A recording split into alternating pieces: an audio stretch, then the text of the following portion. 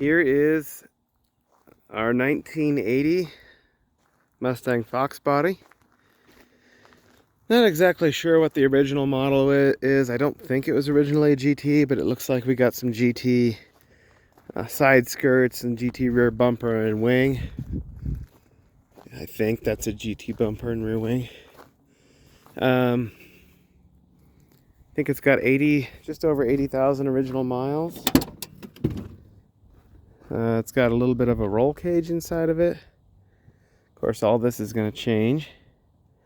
I think those were the original Recaro seats as well, or those could be from a GT, but those are a Ford part, I believe. There's no engine in it right now. It has some kind of a auto trans in it. Anyway, the plan will be to turn this thing into, most likely will be to turn this thing into a drag and drive type car. Ultimate kind of a street drag setup. But I may just turn it into a street / road course setup. Kind of depends on, I guess, what I feel like at the time. But I think the first step will be obviously unloading it, and I think we'll just completely dismantle it down to a bare shell and see what we need to work on. And there's I think this is the original, whatever, 4.2 liter. I can't remember how many cubic inches that is, but 4.2 liter D-stroked kind of 5.0, and they're pretty weak, I think. Not a very great engine. This is, I believe, a front end off of a police interceptor style. It's got, you know, a newer grill on it, a little cooler looking. Yeah. Then we've got some old drag wheels that I don't have any interest in either. Basically, the only thing I got this was the Foxbody shell, and I think it's, you know, in decent shape.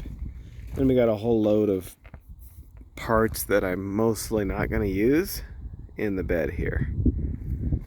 So I think there's a complete engine that was on its way to being rebuilt in there, and then clutch, flywheel. I think there's an extra trans on here. I don't know what kind of trans, but there's a transmission here of some kind, probably T5, I don't know.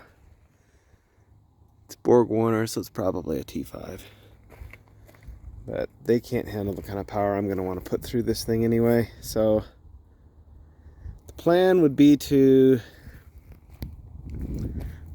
swap in the Volvo 5-cylinder, and not sure what kind of trans yet. Maybe a 6R80 if I go the drag setup route, or even a 10R80 maybe, but I think we're probably going to make more power than a 10R80 would be comfortable with. So those are a couple options for the transmission auto, and I think there's also I think it's called the 8HP-70 or something like that. It's a ZF transmission. They put in a lot of Chrysler products. That might be an option, but there's not a lot of aftermarket support for that one, so I think you kind of are limited on your power output with that one, so probably wouldn't go with that one. And then if I went stick, probably a Nissan CD009, or I'd really like to go with a Tremec T56 manual transmission. But yeah, any of those routes are going to require a fair amount of custom work to get it made up to the Volvo engine. And then, of course, with the autos, we need to control them. So there's that too, some kind of a controller. And then with a stick shift car, stick shift setup, we need to swap the car over to a stick pedal box, but I don't think that is a super big deal to fit in the stick shift in the car, you know, the actual gear shift and the clutch pedal. But a lot of the parts are becoming hard to find with these vehicles, so I guess we'll just do our best, and we'll see here pretty soon what kind of route we go with. I guess that's it for today. I'm gonna work on unloading all this stuff, and oh, I guess I should mention the owner of this car, the previous owner of this car, was kind of in I think a tight financial situation, and landlord kicking him out, and he had all of this stuff, half of it in that garage, and then half of it in a storage unit that he's paying a bunch of money per month on that.